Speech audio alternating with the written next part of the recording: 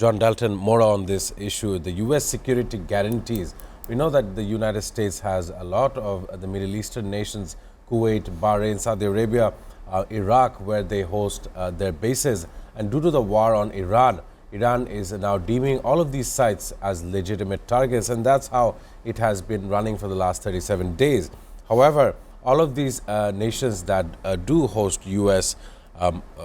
Frontiers or U.S. Strongholds, they have now come under attack. And of course, the U.S. security guarantees in this region would be a matter of question. I want to know how you felt about it as well. Yeah, no, I'm following up on what Norman had to say, and I think it's very, very important. You know, the United States has military facilities in all of those Gulf cooperation countries. And the sort of implied story was that if you let us have an air base here, for example, in UAE, or you let us have a naval base in Bahrain, or you let us have multiple facilities in Kuwait, that will deter anybody from attacking you. And therefore, you can go about doing your business. So you look at Dubai, and you look at all of the business that was generated by that sort of security umbrella. That's all gone.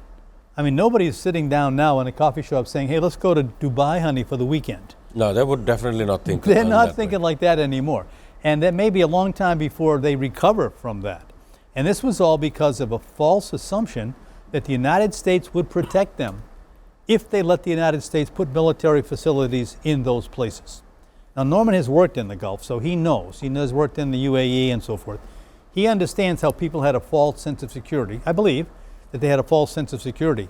They're now waking up to the reality, as we've been talking about, every man for himself.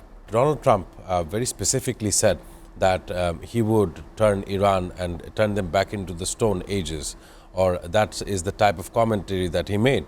But the effects are making all the other nations around the world think of going back to the time of lighting up candles instead of using lights in their homes, because one important issue that comes up is the heat that every summer that we face, not only in the Middle East, also here in the tropical Bangladesh. And because of that, the dependency of energy and the scarcity of it being formed in a nation like Bangladesh is important. And that is how it has affected livelihoods here.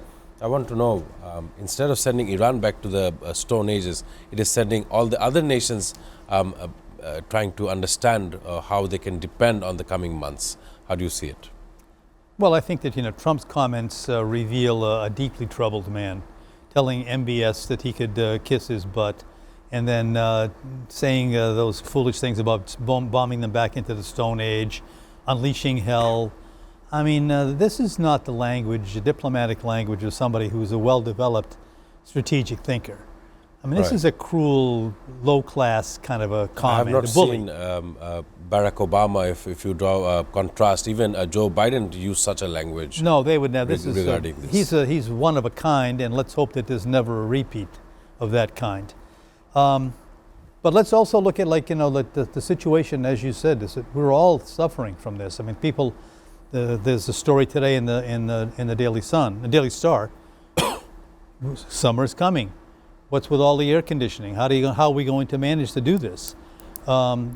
It's a living question. He has imposed on every person in the world some measure of pain, and whether people have a long memory, and the friendship with the United States and the agreement with the United States is short-lived.